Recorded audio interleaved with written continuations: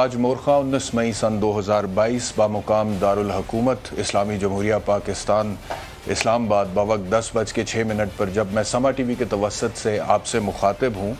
تو اسلام آباد میں بازگشت ہو رہی ہے کہ موجودہ حکومت جا رہی ہے گھر یا نہیں جا رہی ہے۔ موجودہ حکومت گھر جا رہی ہے یا نہیں جا رہی ہے اس پر بات کریں گے، لیکن اس سے پہلے میں آپ کو یہ بتاتا ہوں کہ مریم نواز صاحبہ کچھ عرصہ پہلے الیکشنز کے حوالے سے کیا اعلان کری تھی کہ کب الیکشنز ہوں گے۔ سنیے۔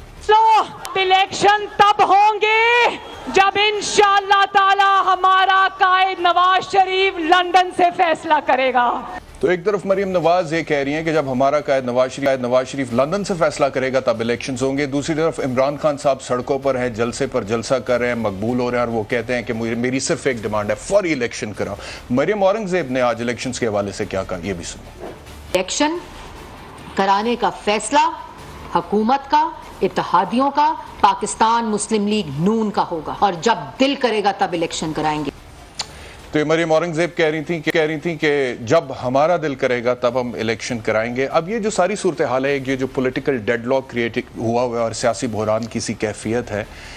اس میں حکومت جا رہی ہے نہیں جا رہی ہے، اس پر تو بات ہوگی، لیکن اس سے پہلے میں ایک بات کہنا چاہتا ہوں، اور وہ بات یہ ہے کہ میں اور آپ اس ملک میں رہتے ہیں جس کی معیشت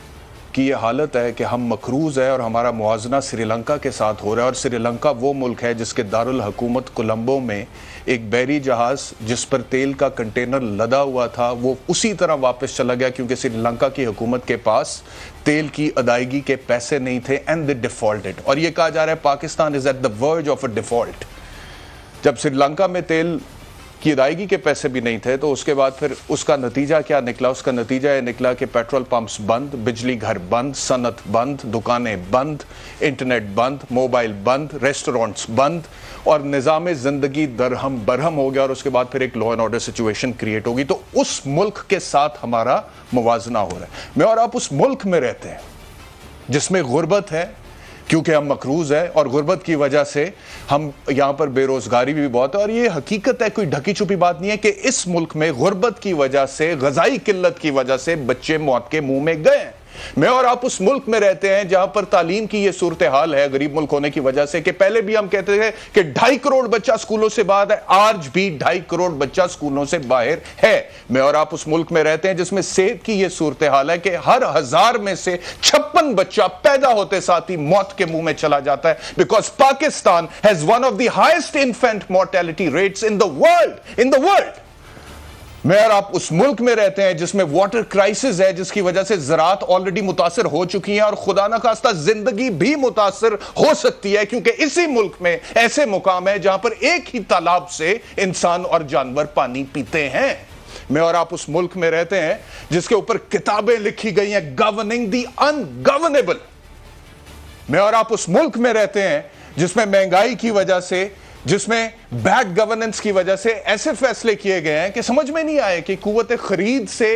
بھی کم قیمت پر پیٹرول بیچا جا رہا ہے، پچھلی دور حکومت میں بھی، اس دور حکومت میں بھی۔ کس کو مورد الزام ٹھہرائیں؟ اور اپوزیشن میں جو بیٹھا ہوتا ہے اس کا موقف اس ٹائم بھی تنقید تھا، جو کہ تب کی اپوزیشن تھی، اور جو حکومت میں تھے وہ جسٹیفائی کر رہے تھے، اور اب کی جو اپوزیشن ہے وہ اس ٹائم کی حکومت تھی، اب وہ جسٹیفائی کر رہے ہیں، اب کی جو حکومت ہے وہ جسٹیفائی کر رہے ہیں